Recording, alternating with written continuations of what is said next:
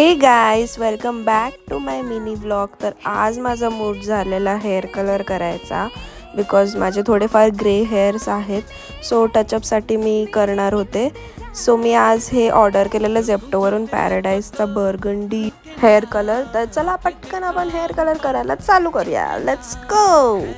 तर त्या पॅराडाईजच्या बॉक्समध्ये मला हे एक शॅम्पू पाऊच, कंडिशनर, डेव्हलपर, कलरंट आणि एक ब्रश आणि ग्लव्स पण भेटलेले. तर मी हे तुम्हाला दाखवण्यासाठी शूट करते की त्यामध्ये काय काय भेटलं. मी हे माझ्या स्वतःच्या पैशाने ऑर्डर केलेलं, मी काय स्पॉन्सर नाही करत आहे.